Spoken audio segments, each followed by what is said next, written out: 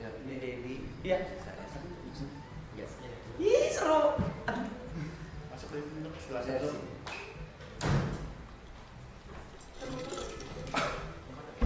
Hah. Halo dok. Oke, halo. Apa kabar? Halo semuanya, halo. Bilang halo dok, halo semuanya, halo. Ini pertama kali ya datang ke stream kayak gini, Iya, pertama kali nih? Pertama kali. Biasanya ngobrol berdua. Iya, enggak, tapi ini emang stream ini isinya berempat sebenarnya. Oke. Gitu. Tapi semuanya langsung di channel aku. Sip. Gitu. Silahkan. Jauh nggak tadi? Agak jauh juga dari jam 6 ya. Oh iya. Setengah 7. Maaf. Nggak apa-apa. Maaf. Emang. Halo semuanya, halo. Dibikin public dong chatnya, thank you. Chatnya dibikin public dong. Gua aja.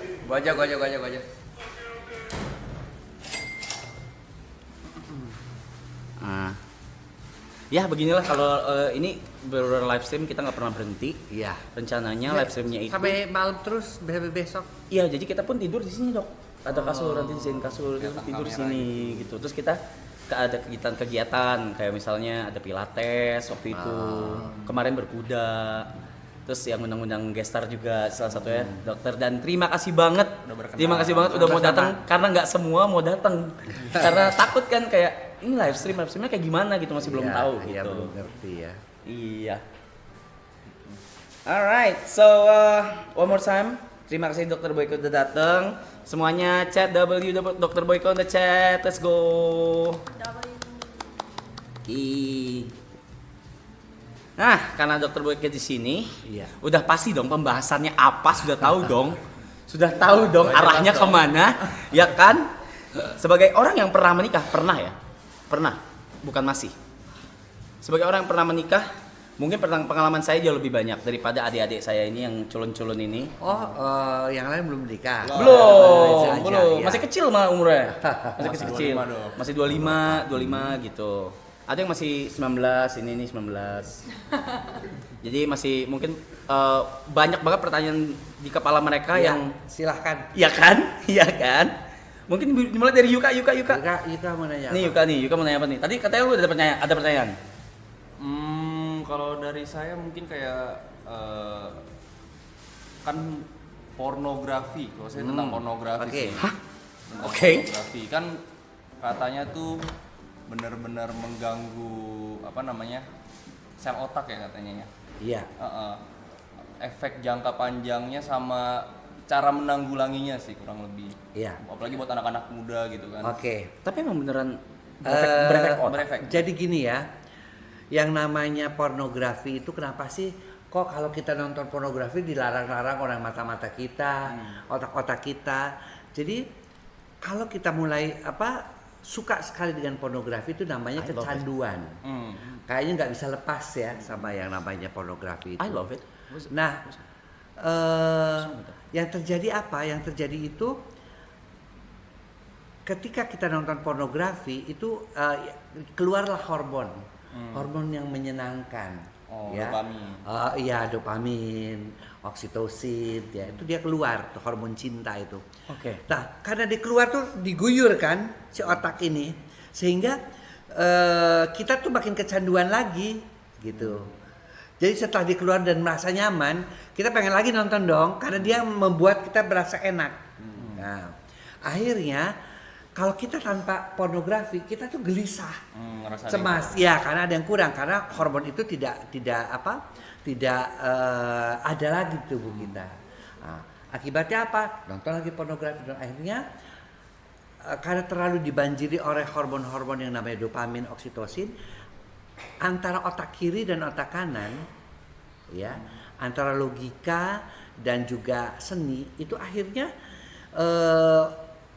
jembatannya yang namanya lobus frontalis terganggu. Lobus frontalis. Ya. Nah, setelah dia terganggu, apa yang terjadi? Kalau dia terganggu, maka kita tidak bisa memberikan keputusan-keputusan yang hebat. Kemudian juga kita tidak bisa menentukan hidup masa depan kita itu seperti apa. Ya. Ketiga, kita tidak bisa menjadi lebih bijaksana. Nah, kecanduan pornografi, tapi yang lebih ngerikan lagi, kecanduan pornografi itu kan kita ereksi. Kalau yang Iya. laki-laki, kemudian kita melakukan onani atau masturbasi. Iya. Nah, akhirnya kita pengen melakukan itu terus-menerus onani. Sementara tubuh kita itu kan juga produksi sperma itu kan 3 hari sekali. Tapi karena kita kepengen, jadi akhirnya tiap hari untuk melakukan onani. Nah, masalahnya adalah selain dia lebih menjadi tadi kurang bisa memberikan keputusan, tapi yang kita takutkan itu satu hal. Ketika dia menikah, dia lebih menyukai nonton video porno atau melihat hal-hal porno ketimbang Ketimbang- berhubungan seks sama istrinya. Ekstrimnya kayak gitu ya. Ya. Emang kalau misalnya itu lebih enak atau apa? Karena udah terbiasa. Bukan, karena udah kebiasaan. Nggak apa-apa polos, nggak apa-apa, bagus. Nggak apa-apa. Polos itu bagus. Artinya gini ya, ketika dia itu melakukan onani, lagunya, kenapa lebih mudah buat cowok? Karena dia tidak ada yang harus dipuaskan. Kalau kita melakukan hubungan seks kan, si perempuan juga mesti puas dong, Iya. mesti dapat dong. Nah, Jawab. kalau dia onani itu cuma untuk dirinya dia sendiri. Nah, karena dia udah kebiasaan enak dan onani begitu, secantik apapun istrinya, dia inginnya memuaskan diri sendiri saja. Nah, nanti yang terjadi adalah yang sering ke klinik Pak Sutri adalah orang-orang yang bagaimana melepaskan kecanduan itu. Iya. Istrinya mulai protes. Kenapa kok saya tidak disentuh dok? Apa dia punya wanita idaman lain? Dan itu banyak atau terjadi, Dok. dia ternyata setelah kita coba telusuri ternyata dia kebiasaan atau kecanduan onani. Dan itu banyak terjadi, Dok. Banyak terjadi. Buset, baru tahu. Oke. Di kalangan orang anak-anak muda itu banyak terjadi itu. Bisik-bisik. Gak apa-apa, tanya aja. Mumpung di sini, sumpah. Sumpah, kalau gue udah nyiapin pertanyaan satu tapi nanti belakangan. Satu. Tapi gue satu, tapi penasaran banget gue dari dulu pengen nanya ke dokter gue. yang lain. Tapi normalnya dok buat pasangan suami istri nih, kalau misalkan buat berhubungan itu intensitasnya itu berapa per minggu? atau Tergantung umur. tergantung umur. Kalau yang muda 20-30 tuh bisa seminggu 3 kali 4 kali. Tapi kalau di atas 31 sampai 40 tuh seminggu 2-3 kali. Oh. Kemudian di atas lagi nanti di atas 41-50 seminggu 1 sampai 2 kali. 60 biasanya seminggu sekali. 2 kali kalau dia sampai 2 kali juga nggak apa-apa. Oke. Kalau teman saya ada yang sehari 2 kali normal nggak sih? Di atas 30. di atas 30 sehari 2 kali. Kalau memang dua-duanya staminanya bagus nggak masalah. Pengantin baru kalau orang baru nikah umur berapapun kadang-kadang sehari sampai 3 kali kayak minum obat kan. Iya. Tapi dok kalau misalnya dia nggak, ada nggak sih orang yang benar-benar nggak tertarik sama? Nah, itu namanya hiposeksual. Ah, Hipo itu Hiposeksual. rendah, seksnya rendah. Oh, aseksual. Nah, atau aseksual sama sekali tidak. Oh bukan. Nah, ini kan rendah aja. Oh, rendah. Rendah Masih aja itu ada. hipo, masih ada sedikit-sedikit gitu. Tapi mungkin dia melakukan hubungan seksnya cuma sebulan sekali. Nah, itu kita sebutnya hipo. Oh hipo dia. Hiposeksual. apakah Ada. itu wajar? Untuk hiposeksual? Ya. Tidak wajar. Tidak Itu harus wajar. diobatin. Biasanya dokter akan berikan obat-obatan supaya dia itu menjadi lebih bergairah lagi terhadap pasangannya. Yang laki-laki juga menjadi lebih agresif lagi. Karena ada beberapa juga laki-laki yang mungkin mereka berkamuflasenya, ya habis saya kerja dok, habis saya capek, Iya, saya juga punya banyak teman yang work kayak nggak mood. alcoholic. Jadi saya nggak tertarik lagi. Itu bukan itu. Kamu memang tidak hiposeksual. Itu bisa sebulan sekali. Nanti 2 bulan kita sekali cek tuh gitu. testosteronnya biasanya rendah hormon laki-lakinya. Oh. Atau kita cek juga ketertarikan dia sama si istrinya tuh seperti apa, gitu loh. Kecanduan pornografi apa enggak? Oke. And how about kalau hiposeksual? And how about hypersexual? Itu wajar atau tidak? Hypersen juga cukup banyak ya di klinik itu namanya nymphomania kalau buat perempuan. Untuk laki-laki sama. Buat laki-laki namanya Donuanism. Donuanism. Nah, kalau itu kebalikan. Itu pulang ke rumah pun istri dihajar lagi, Iya. dihajar lagi terus-terusan. Lagi masak di dapur. Iya, dia langsung dipeluk, langsung dibuka bajunya gitu sampai si perempuan juga akhirnya nggak merasa nyaman. Nah ternyata dia hiperseksual. Tapi mau hiposeksual, mau hiperseksual, dua-duanya Harus diobati. harus diobati. Berarti itu penyakit ya dok? Penyakit. Itu penyakit. Penyakit. Sure. Oke. Oke. Hiperseksual berarti harus diobati ya? Iya, harus diobati. Supaya Supaya turun. dia rendah, kasihan dong istrinya juga. Oke. Dan seakan-akan dia itu juga hidup itu hanya untuk seks dan kedua dia tidak merasakan kenikmatan hubungan seks. Jadi objek. Jadi ejakulasi tapi nggak kerasa. Kalau kita kan ejakulasi merasa enak, merasa nyaman, merasa damai, dia enggak. Biasa aja kayak kencing biasa. Jadi akhirnya tidak ada kenikmatan apapun. Itu kecanduan atau Itu namanya hiperseksual, beda lagi. Kalau kecanduan itu tadi kalau kecanduan lebih kepada apa ya? Kalau hiperseksual itu lebih kepada frekuensi dan kualitasnya. Kalau kecanduan itu lebih kepada kualitas aja, bukan kualitas, frekuensinya aja. berarti hyperseksual itu bisa terjadi di cewek dan cowok? Cowok dua-duanya. Kan hiperseksual pada cowok itu namanya tadi donjuanism, pada cewek nymphomania. Nah, saya justru yang paling kesian tuh kalau dapat cewek-cewek yang nymphomania. Dia itu nanti bisa lama-lama menjadi, maaf ya, pekerja seks. Atau dia itu sampai saking kebutuhannya itu tinggi, dia sampai akhirnya nyewa gigolo dan sebagainya. Atau seks sama gue gratis sama teman kerjanya, sampai dikenal tuh di lingkungannya itu. Lu kalau mau nyobain, mana dia cantik lagi, kan lu kalau mau nyobain dia gratis. Tapi dia itu juga tidak menikmati hubungan seksnya itu gitu loh. Dia hanya pengen nyoba sama cowok kayak begini, mudah-mudahan dia bisa membuat saya orgasme dengan yang ini, pengen nyoba juga sama yang ini, tapi dia tidak pernah bisa mendapatkan kepuasan. Buat kebutuhannya doang. Iya. Sekarang lagi rame di TikTok dan di social media itu tentang whole face. Hah? Whole face. Oh. Itu Whole face. oh, Whole. it's Oh, okay. face.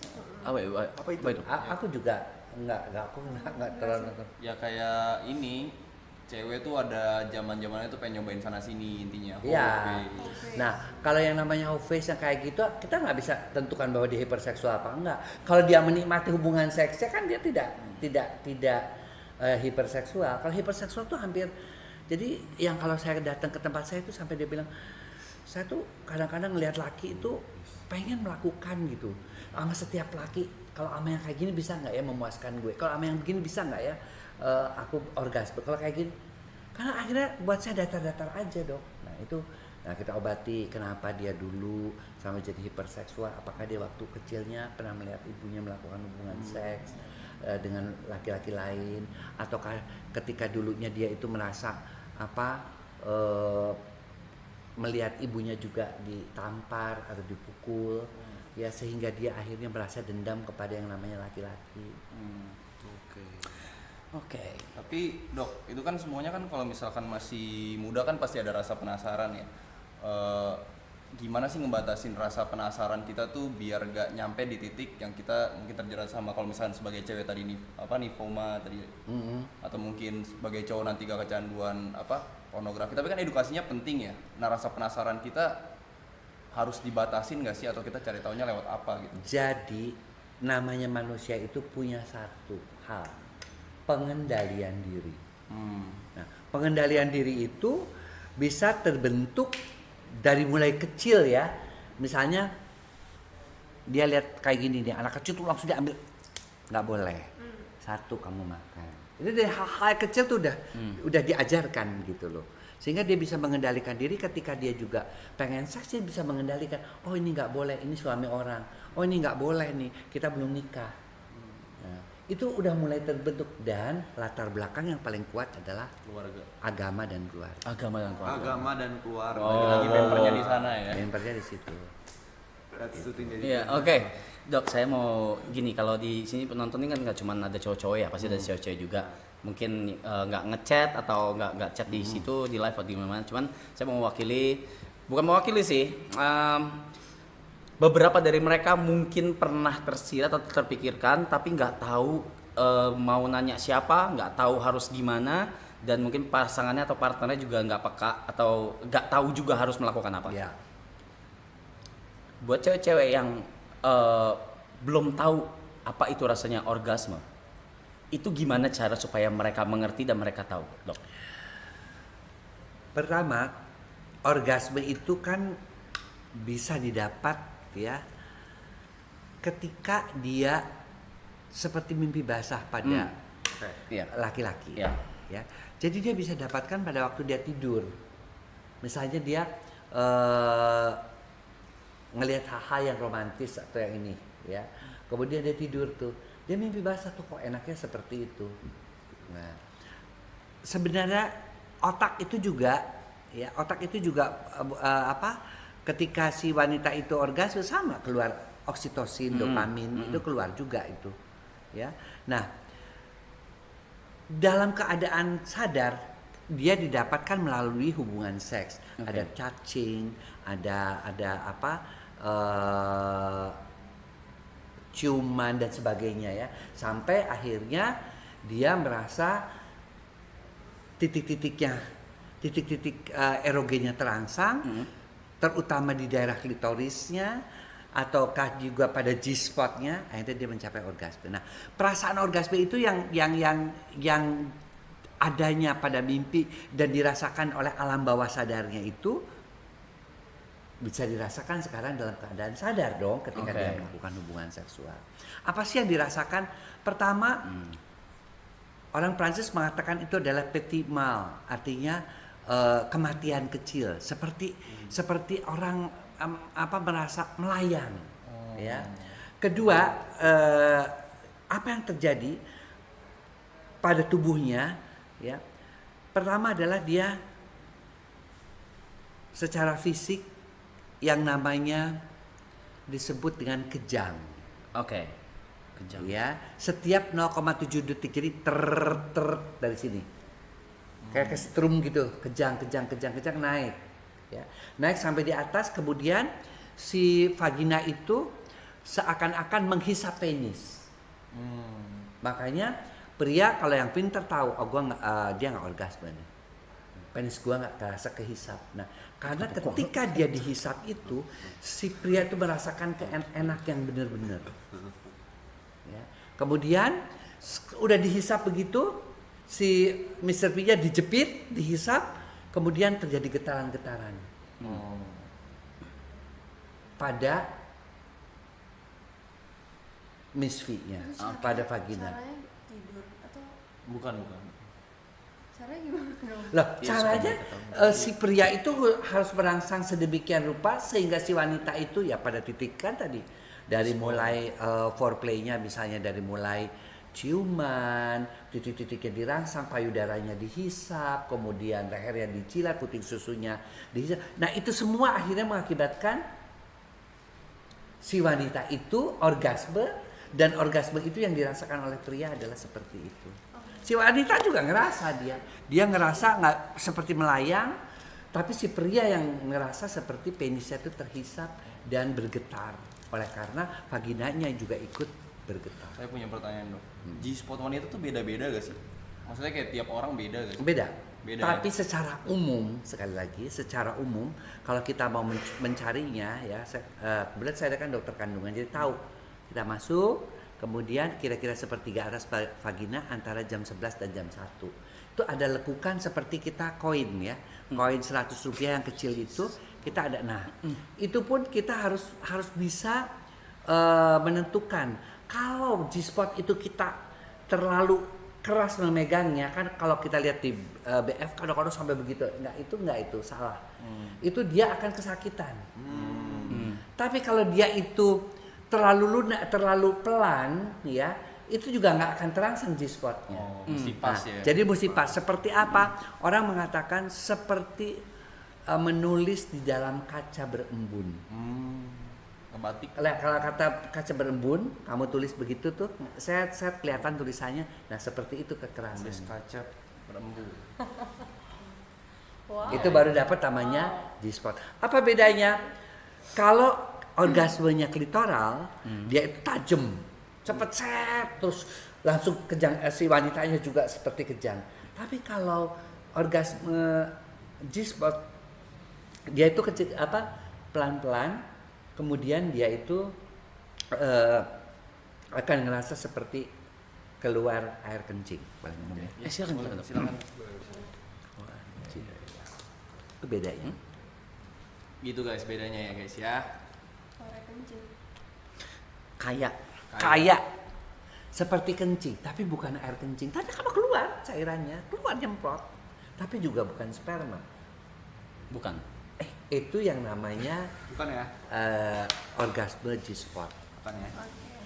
Jadi kita pernah coba tuh beberapa peneliti melakukan penelitian, diambil tuh cairannya, dicek, nggak ada yang sama, nggak sperma, nggak prostat, tapi khusus untuk cairan pada wanita. Ada sebutannya nggak tuh?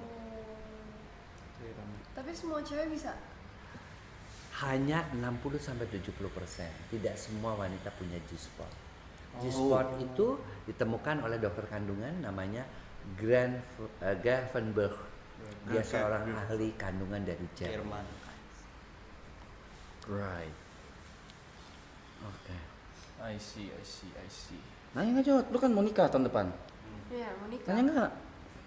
Nggak.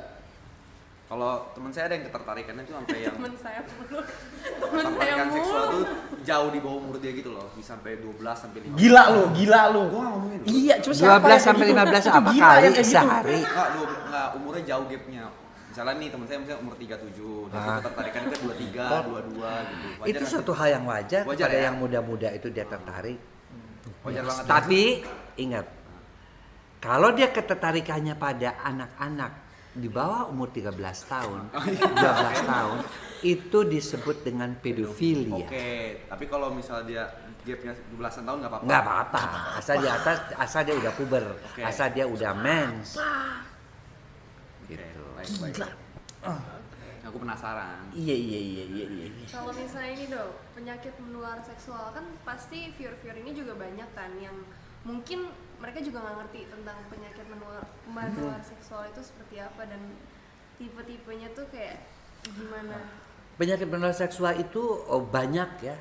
Ya. Apalagi kemarin aja di Bandung dikatakan ada 414 mahasiswa terkena HIV/AIDS. Itu salah satu penyakit menular seksual. Ya. Sampai kena HIV, dan orang yang sudah kena HIV/AIDS pasti game 10 tahun kemudian, pasti mati dengan cara yang menyedihkan. HIV/AIDS itu kalau diobati pun tetap dia akan mati, hanya mungkin matinya tidak semengerikan kalau dia sama sekali tidak diobati.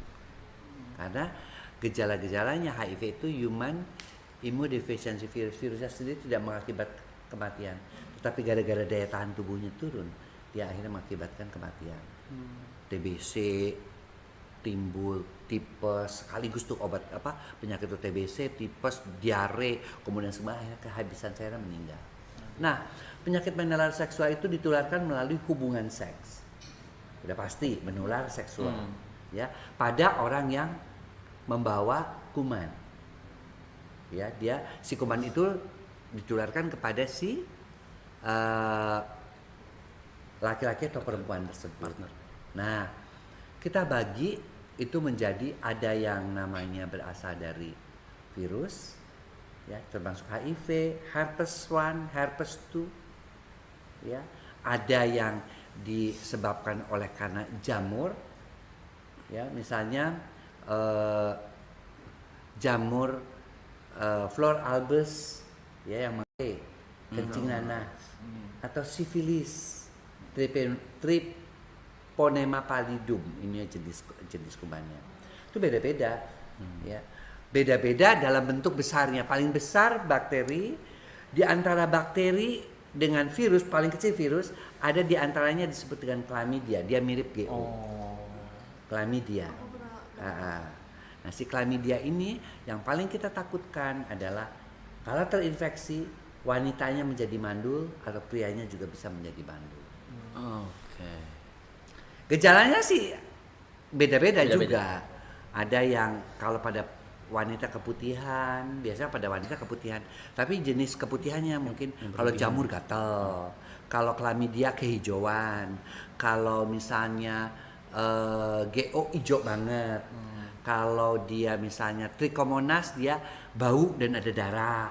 Kalau seperti itu. Jadi itu memang ya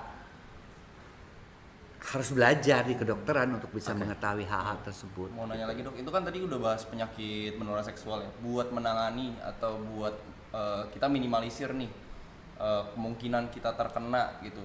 Dalam tanda kutip mungkin safe sex kali ya bilangnya. Ya. Apa yang mesti kita lakuin? Pertama, kamu yakinkan bahwa pasangan kamu itu juga tidak berganti-ganti pasangan. Satu. Setia berarti ya, harus setia. Harus setia. Kan ada ABC. Abstinensia, jangan melakukan hubungan seks dengan orang yang tidak kamu kenal. B, be faithful, setia kepada pasangan. C, gunakan kondom.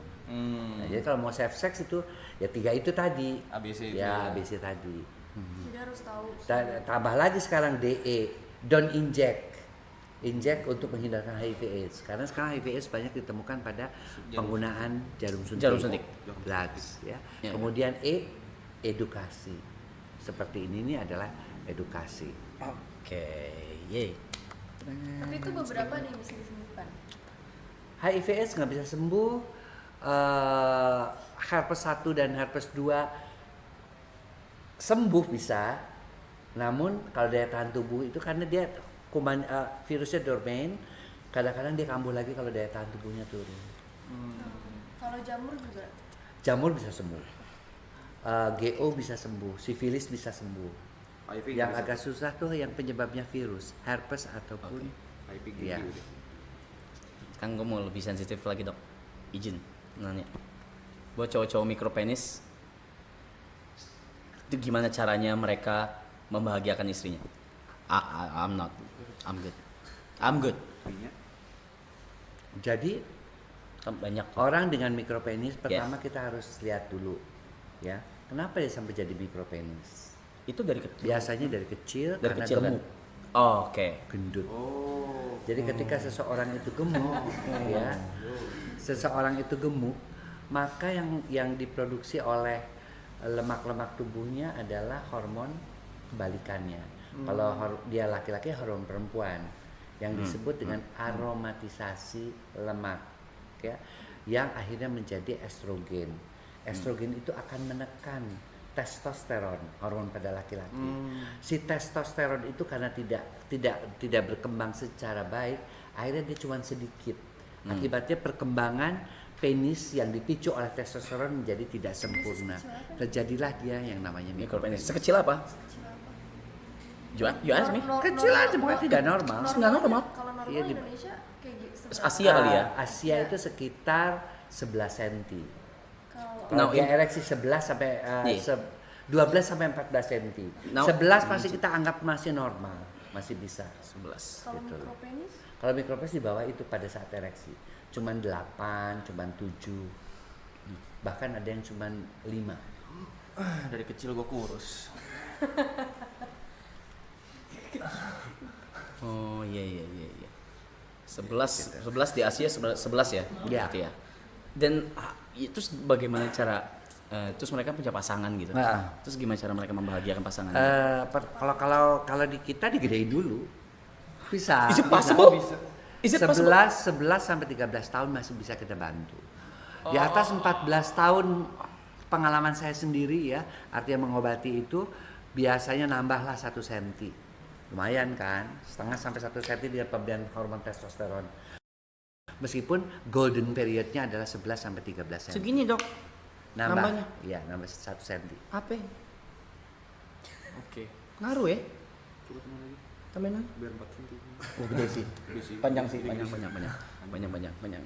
Gitu. Jadi guys, jadi harus dari kecil dilihat dulu guys, dari umur 11 sampai 13 baru Diurut. Diurut. Apa nih? Bisa kan ada- diurut. Urut nggak ada yang bisa memperbesar itu Enggak ya, itu mitos. Mitos. Mitos. Obat-obatan dok, kayak misalnya yang di mungkin di daerah-daerah yang kayak diapain lah ada dikekop, dibungkus. Nggak ada. Enggak ada ya. Di Irian ada yang namanya daun bungkus-bungkus. Yang terjadi adalah gatal. Dan karena gatal alergi dia merah, kadang-kadang bernanah, bengkak. Oh gedenya karena Yang kedua di daerah Indonesia Timur, khususnya di daerah Maluku, ada yang suka disuntik-suntik, itu diisi suntiknya getah itu sampai akhirnya penisnya mengalami peradangan dan pernanahan. Akhirnya harus diamputasi atau dipotong. Bukannya gede tapi malah diamputasi. Thank you. I'm good. Sini dong, nanya yang sopan di sini dong. Ya udah. Kayak obat kuat gitu yang pil biru lah atau apa lah yang bikin kayak Sinta nanya obat kuat guys. Oke. Gua nggak Obat ngerti. kuat itu obat-obat. ada yang namanya aphrodisiac. Itu adalah obat-obat yang meningkatkan gairah seks. Oh yang di bokep-bokep Ya. tuh. Oke. Ada efek sampingnya nggak dok?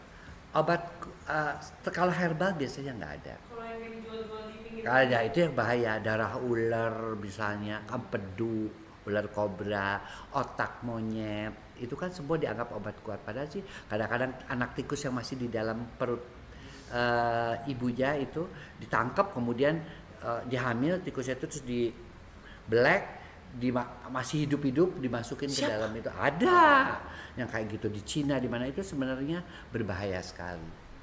Ya, dan efeknya juga tidak ada. Tapi kalau obat kuat di pinggir itu untuk seksualitas itu sebenarnya ngefek banget. Berarti Enggak ada.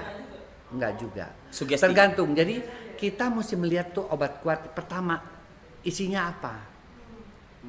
Kemudian kita harus lihat isinya itu gunanya buat apa. Apakah bekerja di otak, apakah bekerja di persarafan, apakah melebarkan pembuluh darah. Nah, kemudian yang kedua, herbal atau bukan. Kalau herbal masih oke lah, masih aman. Purwoceng, tongkat ali, sanrego, ya, kemudian tribulus, yohimbit, itu masih dari akar-akaran masih oke lah. Tapi kalau sudah dicampur-campur yang empedu ular kobra, nah itu bahkan ketika orang itu makan empedu ular kobra itu semua untuk supaya ereksinya keras, ternyata di dalam empedu ular tuh banyak sekali virus. Akhirnya si pria itu meninggal karena radang otak, encephalitis. Saya mau nanya lagi dok, tadi kan udah bahas tentang obat kuat ya. Mau nanya kalau misalkan buat ningkatin nih, apa misalkan seks kita biar berkualitas atau sperma jadi lebih bagus, dari lifestyle-nya tuh apa Ya. yang mesti diubah? Satu, selalu jalankan 4 pilar hidup sehat. Ya, yang pertama adalah makan, Dari makanan. pola makan. Pola makan. Satu, pola makan itu apa? Hindari 3G, gula, garam, gorengan. Dan gratisan mungkin satu kan. Dan gratisan. Makan suka banyak tuh kan, pada gratis kan. Kemudian yang kedua, ya tadi yang G itu garam, terutama pada ikan-ikan asin dan sebagainya itu. Kenapa? Dia bisa meningkatkan tekanan darah. Kalau gula bisa memicu yang namanya diabetes. 75% penyebab impotensi adalah diabetes. Oh gitu. Kemudian gorengan itu lemak. Minyak ya. Semua yang digoreng itu menjadi lemaknya menjadi trans, dan lemak trans itu menjadi penyebab kanker. Ya, dan menjubat pembuluh-pembuluh darah. Oke. Aliran darah tidak lancar, aliran darah kepada tidak lancar, akhirnya impotensi. Itu makanan. Yang kedua adalah olahraga. Kalau orang tidak berolahraga, ya, maka dia pembuluh darahnya sulit untuk melebar, dan yang kedua hormon-hormonnya tidak bekerja dengan optimal. Oke, olahraga. Apapun olahraga apapun berarti ya. Yang terutama kardio, Kardio. yaitu lari. Karena dengan begitu, dengan lari, dengan jogging, dengan jalan cepat, itu pembuluh darahnya akan terbuka. Kemudian olahraga itu melatih endorfin. Kalau orang olahraga kan bahagia, seneng gitu, keringatnya keluar. Nah itu hormon juga pada keluar. Oke. Ya. Kemudian yang ketiga, tidur yang cukup. 7 sampai 8 jam per hari. Jadi alkohol tidak masuk dalam list Alkohol tidak boleh. nanti Beda lagi. itu namanya kebiasaan buruk. Oke. Kebiasaan dulu. Gua cuma nanya. Jangan seakan-akan nggak ada dulu kayak oke Ya, gitu. kemudian yang ketiga tidur, dan kemudian yang keempat manajemen stres. Orang yang stres juga jelek. Right. Oh, fuck. Nah, kebiasaan buruk harus dihindarkan. Apa saja? Tadi begadang, kemudian merokok, kemudian minum minuman keras, itu sama. Oke. 3 hal tersebut. Perokok termasuk vape ya.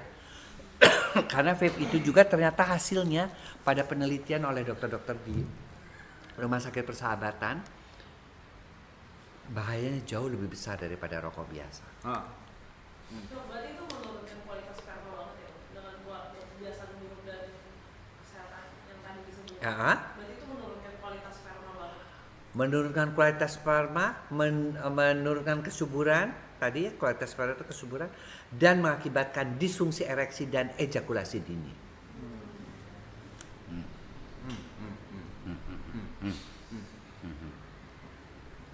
Gitu. Misalnya kebiasaan buruk itu udah dijalanin dok, butuh berapa lama untuk recovery dengan dia perubahan lifestyle? Rokok efeknya bisa sampai 10 tahun. Minum kalau sampai kerusakan hati bisa sampai seumur hidup. Karena minuman keras, jadi anak jangan pikir orang-orang yang minuman keras itu jagoan ya. Enggak. Biasanya justru Parah. livernya rusak Iya. dan tidak bisa Bener. memproduksi Ya, kita juga sih nggak setuju testosteron. banget sama kayak gitu-gitu minuman keras gitu kak. Gila bang. Parah banget orang-orang kayak gitu. 10 tahun ya dok ya. Sebentar, rokok. Rokok dong 10 tahun. Rokok tuh ini ya efeknya ya. Jadi seorang merokok, sudah kecanduan merokok, kemudian pembuluh darahnya tuh kita ambil. Nah, terlihatlah di situ yang namanya plak. Plak itu penempelan pada pembuluh darah ya, arteriosklerosis, penebalan pembuluh darah. 10 tahun kemudian dicek lagi masih ada. Right. Gue olahraga mulu. Iya. Iya kan? Gue juga. Udah besok kalian berenang terus kan? Iya. Tadi kita baru berenang. Untung yang di sini Ya, kita sehat. bagus.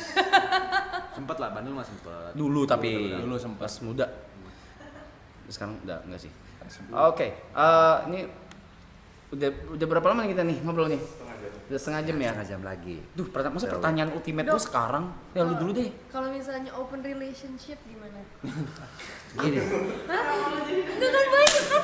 Banyak kan open relationship itu saya menghormati itu kok. mental atau Saya gimana? belajar seks itu kan di luar. Karena di Indonesia kan nggak ada. Ya.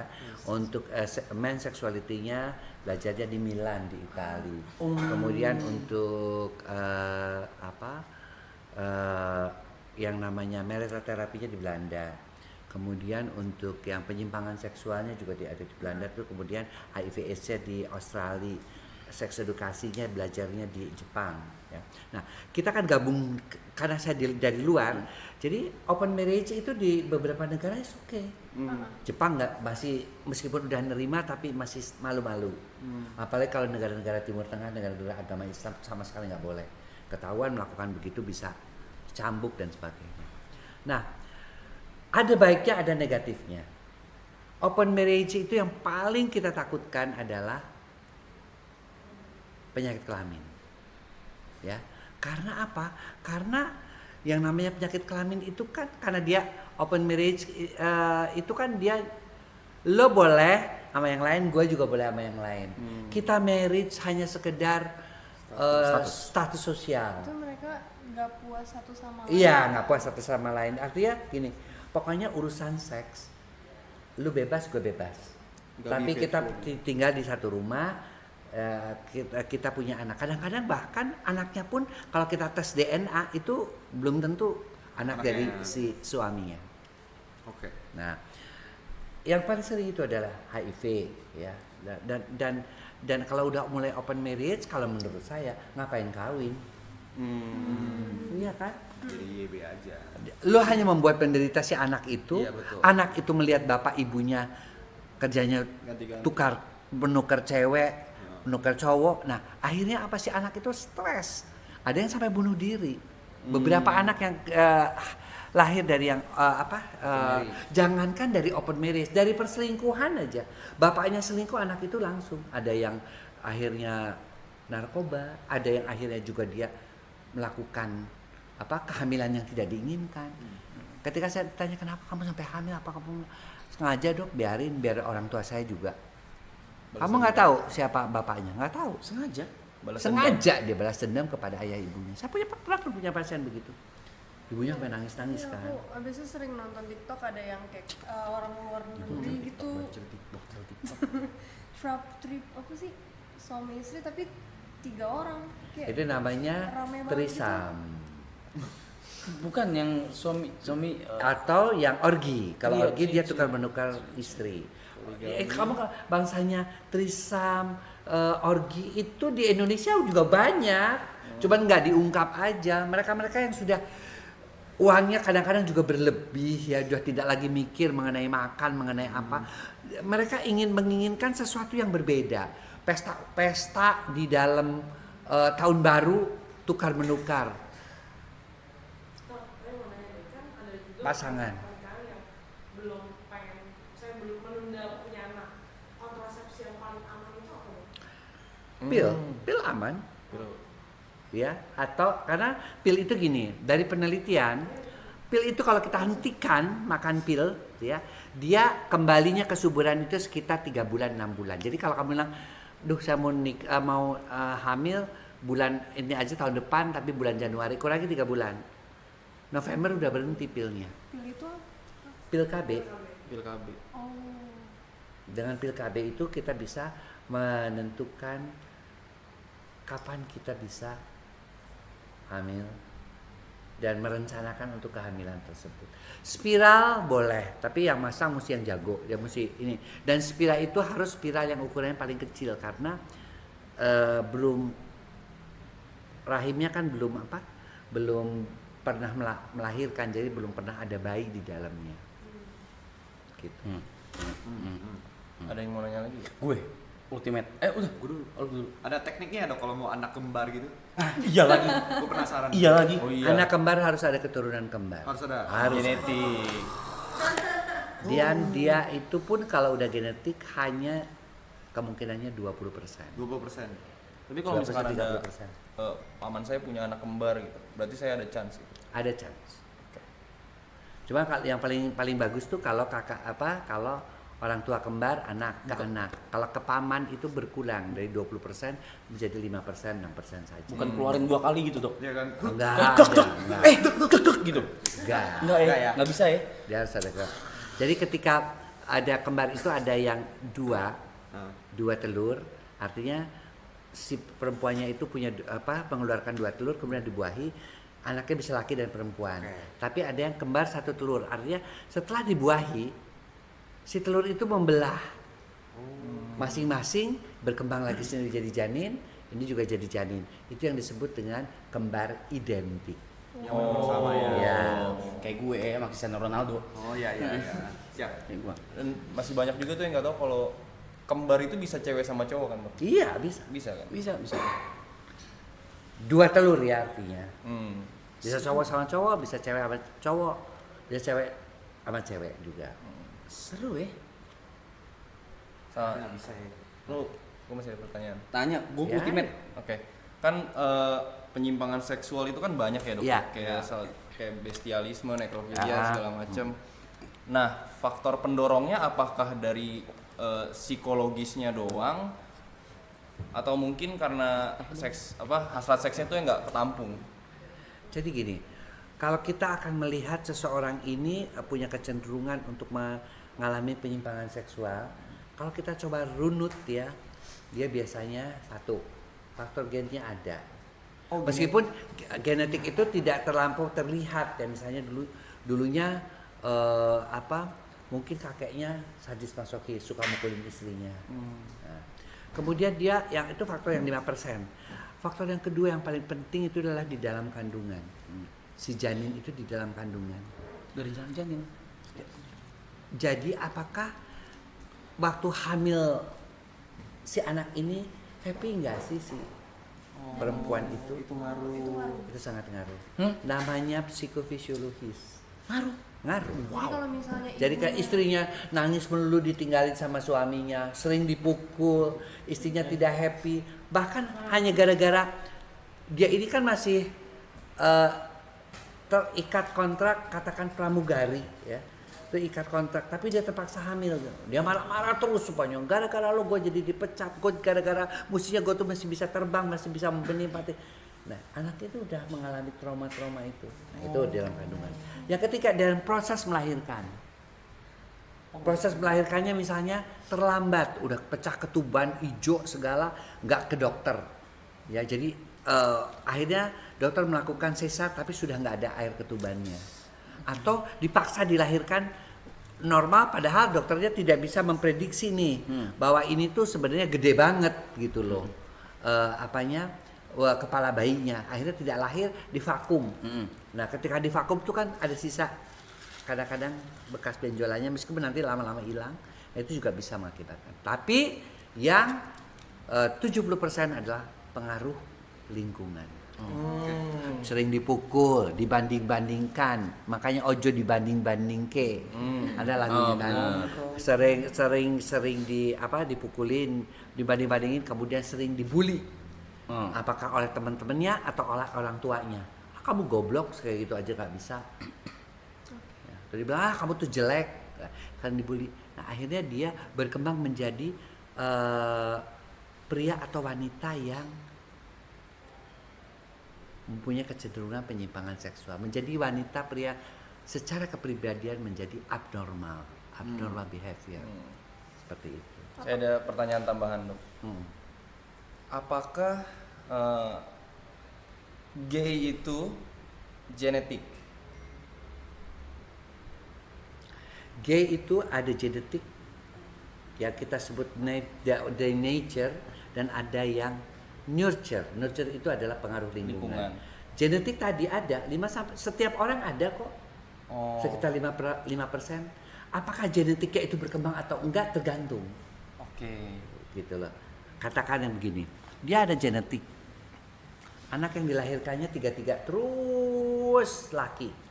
Dia pengen banget punya anak perempuan. Keluarga saya tuh. Kemudian ketika dia anak laki, karena dia pengen punya anak perempuan dari kecil, dia pasti anak perempuan kok, gue udah punya 2 anak laki, pasti ini anak perempuan. Terus dia mulai tuh untuk menunjukkan dia anak perempuan, dandan yang cantik, seakan-akan psikologisnya udah begitu. Ketika lahir laki-laki, kecewa si wanita itu. Kemudian dia memperlakukan anak laki-lakinya seperti perempuan, kasih bajunya pink, diajarin masak sama ibunya, karena karena di dalam benak dia ini anak perempuan. Nah, akhirnya dia menjadi gay. Dia akan mencari sosok-sosok laki-laki. Berarti figur ayah tuh penting banget. Sangat. Buat Beberapa kasus-kasus yang saya tangani, kan saya juga banyak kasus-kasus gay ya, yang banyak orang tuanya biasanya nggak bisa nerima. Nah, mereka itu terlalu dekat dengan ibu, anak laki-laki terlalu dekat dengan ibu, anak perempuan terlalu dekat dengan ayah. Tadi aku baca pertanyaan dari situ, efek samping dari obat-obatan yang buat Mental lagi ya obat ya. kan tadi ada obatnya. Oh, kok dari komen ya? Iya, efek samping obat-obatan dari yang buat gugurin kandungan tuh kedepannya efek sampingnya apa nih? Semua obat-obat penggugur kandungan tentunya merusak rahim. Ya, akibatnya apa? Yang paling sering ya susah untuk hamil. Untuk hamil lagi. Kan ada beberapa kita pernah kok saya lihat kok hasil normal, hormon normal. Dia hanya tertarik pada wanita yang menggunakan stocking. Atau dia meminta istrinya cosplay. Menggunakan kebaya waktu mau hubungan seks. Ada pernah tuh yang namanya kebaya merah itu kan. Ya, it's okay. Tapi dia kan tidak meragukan. Hanya dia mungkin ketertarikannya itu terhadap sesuatu hal yang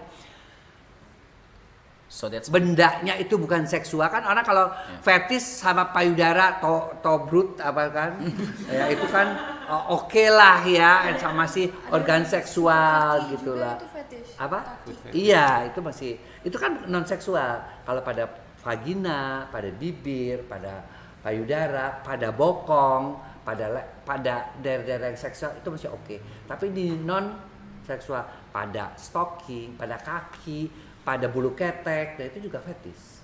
Bulu ketek kan orang nggak terlalu, orang kalau malah ngelihat nggak suka kan bulu keteknya suruh cukur. Kalau dia justru ngelihat bulu ketek itu malah dia terangsang, nah, itu fetis. Fetis itu ada yang pernah sampai konsultasi ke dokter gak, Dok? Oh, Pak, ada. Kalau ada apa yang paling aneh, Ada. Dok? paling aneh itu yang dokter pernah itu yang popok bayi kan. Jadi dia itu kalau mau hubungan seks harus nyium dulu popok bayi. Nah popoknya tuh dia melihat popok bayi itu dia baru bisa ereksi. Nah mungkin saya melihatnya waktu kecil itu mungkin dia dikasih pampers dan dia bilang sampai cukup lama, sampai umur berapa tahun. Sementara kan anak-anak kecil juga sudah mulai belajar ereksi kan sebenarnya kan. Nah disitulah dia mendapat kenyamanan dengan popok bayi. Jadi mau hubungan seks sama istrinya itu bingung istrinya kenapa dia harus nyium-nyium dulu popok bayi atau dia harus sediakan dulu popok bayi baru dia bisa.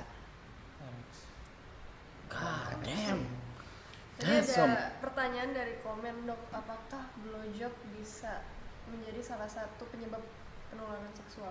Ya, kalau yang di blowjobnya itu mengandung penyakit kelamin GO misalnya. Nah dokter pernah dapat ya sariawan yang tidak sembuh-sembuh ya, dan yang mengaku sudah pernah melakukan dan dia juga udah ngerti setelah dia itu kok saya setelah blowjob itu tiba-tiba batuk, sakit, pilek yang terus menerus gak sembuh-sembuh. Jadi pas kita lihat merah kayak gitu ya, kemudian juga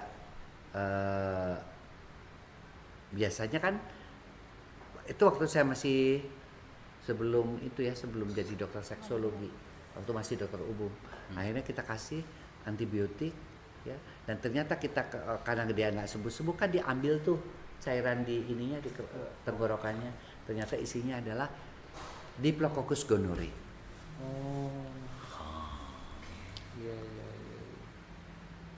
Wah. Oh lu mau nanya lu, kameramen mau nanya ya? Bisa ya di sini live sih, emang live streaming sih. Boleh. Boleh aku minum ya? Ini aja. Manis banget. Enggak, jangan manis Iya, banget. terlalu manis itu. Soal gancet dok, Hmm. itu tuh kenapa bisa terjadi dan bener gak sih itu bisa menyebabkan kematian dan ada gak sih cara menanganinya biar gak gancet gitu? Soalnya kan itu kayak random banget. Atau mungkin kenapa bisa gancet kali ya? Lebih ke tegang sih itu. Lagi bahas gancet guys. Dia nanya gancet.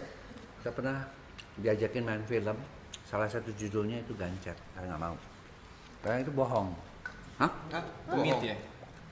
itu hoax. What do you mean? Hoax? Orang itu kalau sudah berhubungan seks, dijepit, ya, si Kegel. wanitanya itu kemudian sudah rileks memasuki masa resolusi, maka jepitannya itu akan kendor sendiri. Demikian juga penis, ketika dia gancet begitu, oke, kejepit, tapi ketika dia sudah ejakulasi, dia itu akan mengecil sendiri, jadi akan bisa lepas sendiri. Jadi gancet itu adalah mitos. What? Mitos. Dia bilang kalau hubungan seks di kuburan itu biasanya gancet, enggak ada di kuburan. Dulu kan pernah saya diundang kan beberapa film ya yang berkaitan dengan seks, sering saya jadi konsultannya atau apa. Nah dia waktu itu konsultannya mengenai masalah gancet itu. Dan dia ceritanya tuh hubungan seks di kuburan sampai akhirnya kepergok sama orang-orang rame-rame, dibawa ditutupin, dibawa ke IGD, kayak bohong, nggak ada.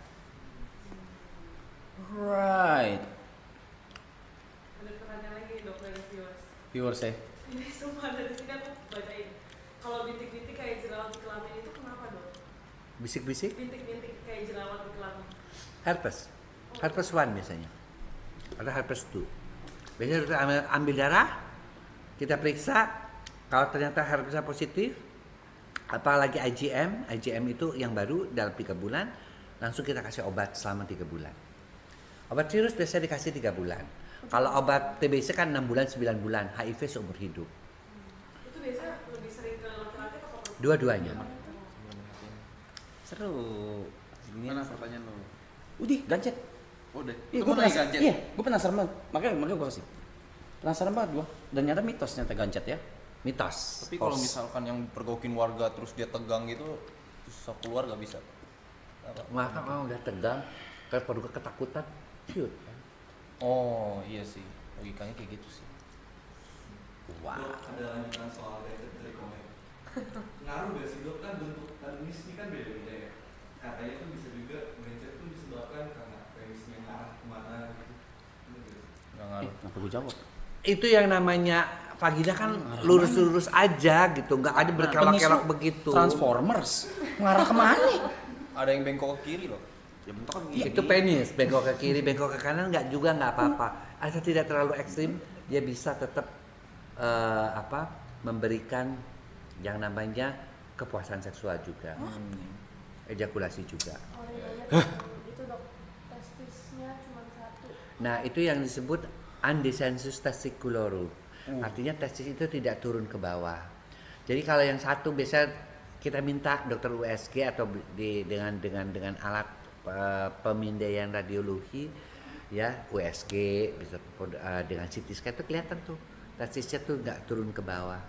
Nah biasanya dilakukan operasi ya, dilakukan operasi diturunkan ke bawah, tapi biasanya testis yang udah dioperasi itu tidak berfungsi secara normal untuk menghasilkan sperma gitu loh. Dengan testis hanya satu apakah mempengaruhi?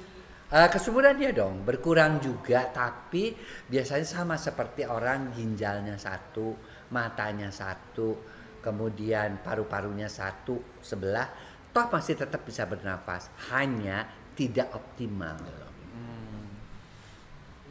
I see. Right. Anything else guys? Anything else? Puas? Yakin? Ntar kayak, kenapa gue gak nanya gitu. Coba. Ada yang mau nanya soal hepatitis dok. Hepatitis. Hepatitis apa ya? Hepatitis itu adalah salah satu penyakit menular seksual juga. Biasanya ditandai dengan infeksi pada virus pada liver. Penyebabnya itu apa dok? Sama. Hubungan seks terutama hepatitis tipe C. Kalau tipe A biasanya karena makanan yang mengandung virus hepatitis. Tapi kalau C biasanya karena hubungan seks. Hepatitis B juga karena hubungan seks. Kalau tisu magic biasanya nyulap apa dok? Apa? Tisu magic itu beneran atau enggak? Tisu magic itu dia membuat tisu. Kita kan ada yang namanya tisu Horn. Saya juga punya tisu, tapi kita tidak buat dari dari lidokain. Kalau lidokain itu adalah zat anestesi zat kimia. Oke. Jadi ketika dipakai untuk hubungan seks memang si pria tidak cepat keluar, tapi baal. Si prianya baal, si wanitanya juga baal. Bahkan beberapa kalau dia blow job itu sampai beberapa jam dia nggak bisa ngerasain namanya teh panas apa. Nah seperti itu. Nah kalau kita ada yang namanya tisu horn itu sebenarnya kita pakai untuk membersihkan alat kelamin laki-laki kalau mau hubungan seks. Tapi ada efek tambahannya. Efek tambahannya dia bisa lebih tahan lama. Tapi tahan lamanya tidak seperti tisu yang magic tadi ya. Gitu. Kita bikin karena beberapa orang juga ya pria itu kan jarang juga dibersihin kan daerah situnya kan. Dengan tisu itu selain dia dipakai biasa orang membersihkan itu mau hubungan dengan si istrinya, nah dia akan bertambah lamanya. Karena kan ya kita usahakan lah sejak penetrasi lebih dari 5 menit supaya wanitanya juga mencapai orgasme. Normalnya itu berapa lama tuh durasi? Orgasme itu dalam 6 menit 65% sudah orgasme. Makanya kita sebut kalau kurang dari 3 menit kita sebut sebagai ejakulasi dini yang ringan. Tapi kalau yang berat, kalau di bawah 5 menit kita sebut ejakulasi dini yang ringan. Oke. Oh benar. Ada yang mau nanya juga nih. Las ya. Berhubungan intim waktu hamil tuh bagusnya kapan tuh? Kita harus tentukan dulu. Nggak bisa, udahlah hubungan seks aja nggak apa-apa kok. Lagi hamil, kita harus lihat dulu. Ini anak keberapa? Anak pertama, kalau anak pertama kita belum tahu kekuatan daripada kandungannya si wanita tersebut. Jadi kita bilang, Bu, tunggu dulu ya, sampai ini kan anak pertama. Saya belum tahu. Kalau anak kedua gimana riwayat anak pertamanya, kita bisa tanya dulu.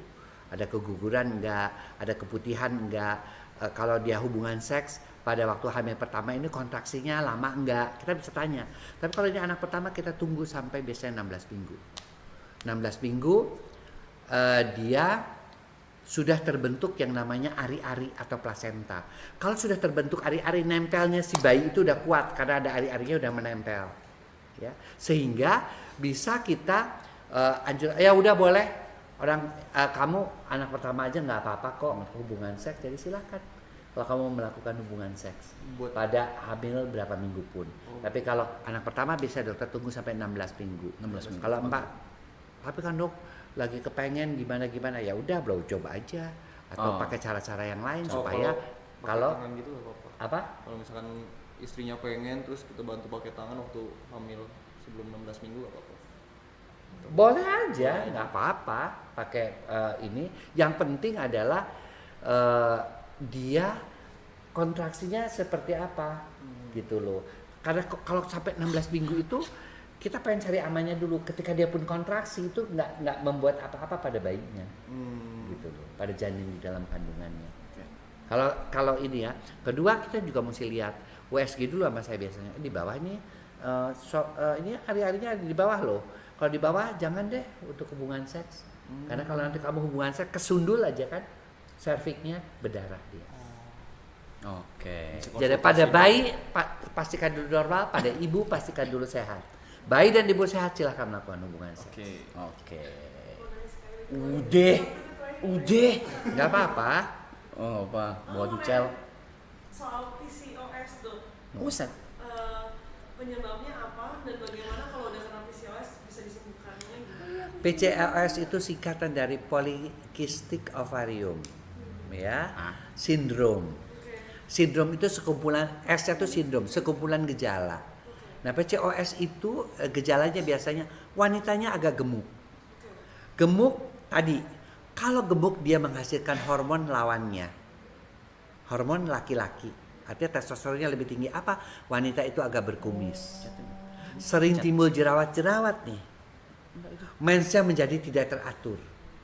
Kadang mens, kadang enggak. Kemudian yang juga sering itu warna bulunya lebih banyak.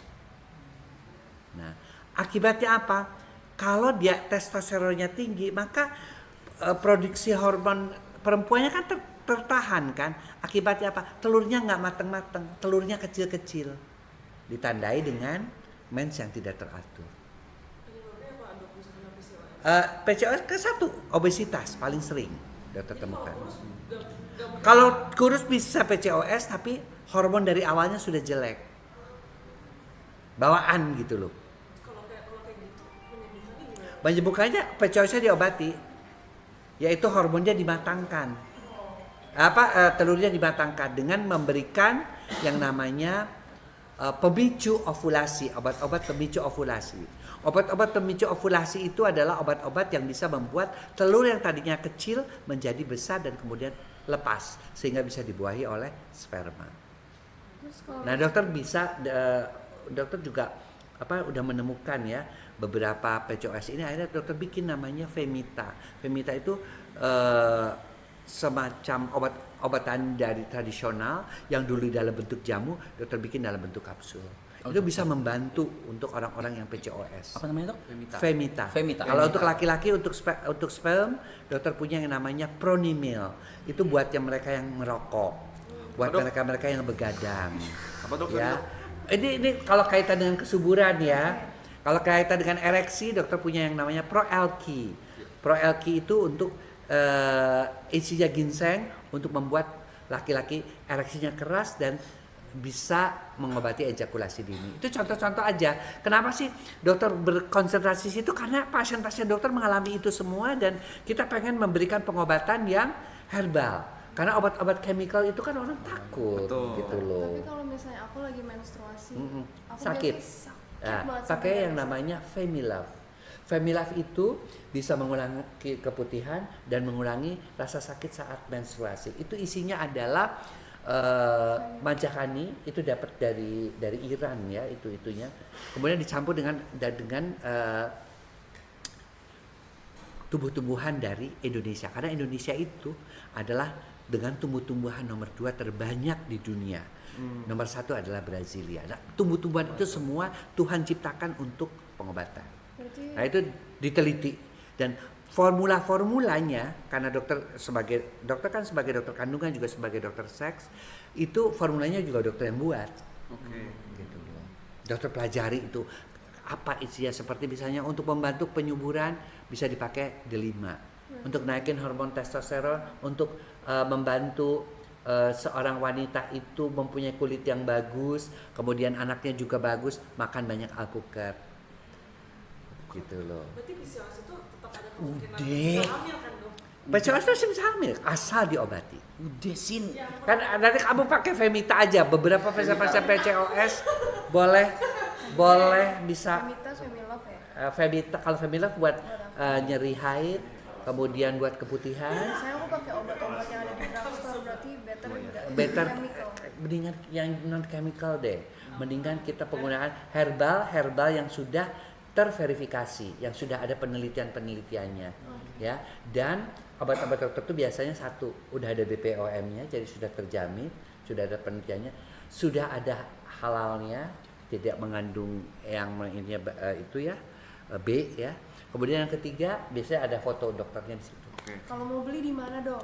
Bisa di online ya, Di kayak di mana aja, Shopee, Tokopedia, atau bisa di ini online di klinik Pasuruti Dokter.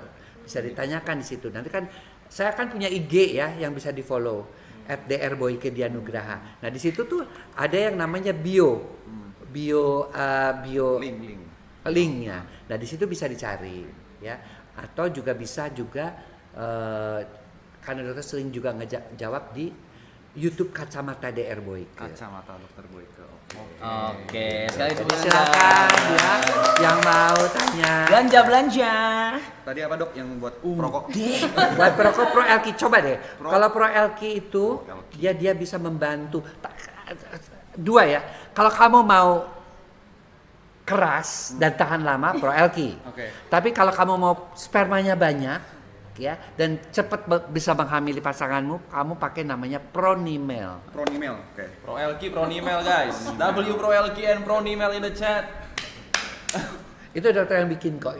Pro Elki itu sudah sejak tahun 2004 sampai sekarang sudah 21 tahun. Pengen langsung punya anak dia.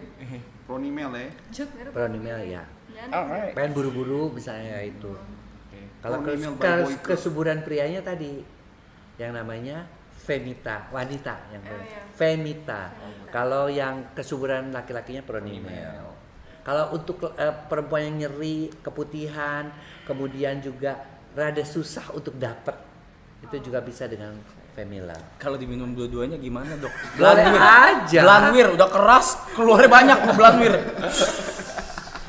Udah aman karena Aman. dokter mengatakan bahwa yang namanya obat-obat herbal itu dokter tidak sebut sebagai obat, makanan sehat.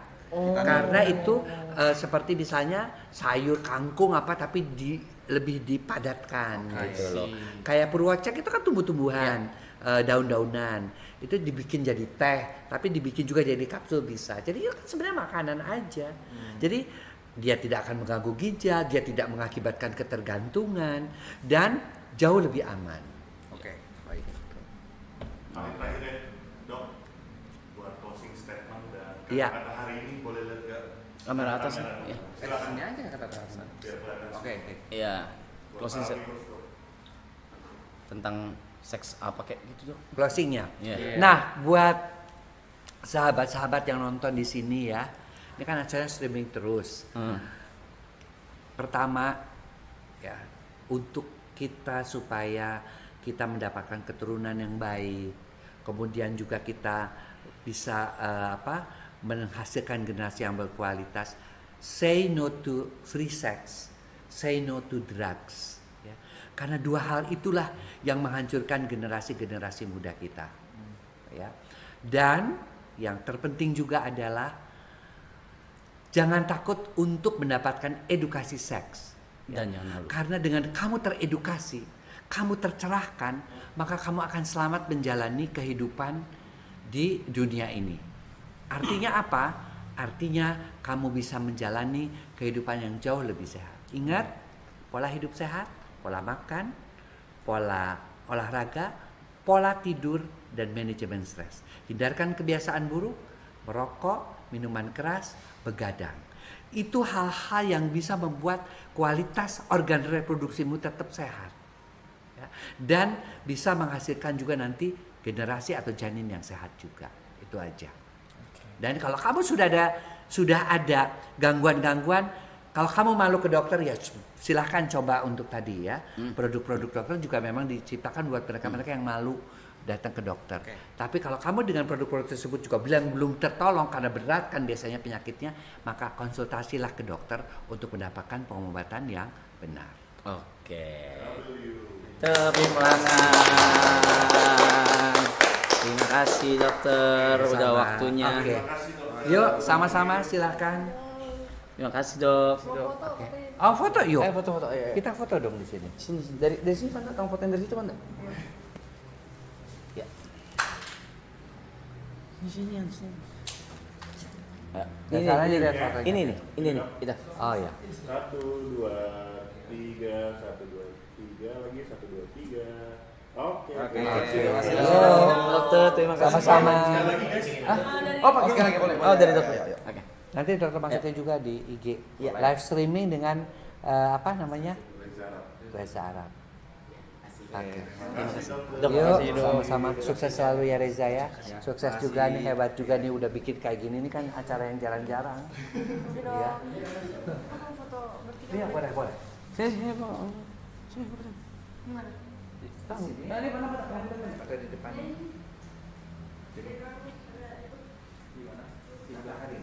Double Dr. Boyke on the chat, guys. Double Dr. Boyke on the chat. Let's go. Live streaming mana? Ngundang Dr. Boyke. Live streaming siapa? Ngundang Dr. Boyke. Tes mana? Streaming mana? Streaming mana? Ngundang Dr. Boyke. Kasih tau gua. Siapa?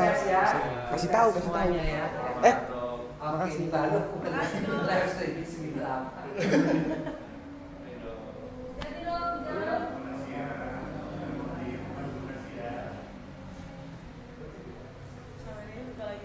Udah? Pola hidup nggak sehat, nggak baik. Gak punya John. Katanya nggak boleh rokok.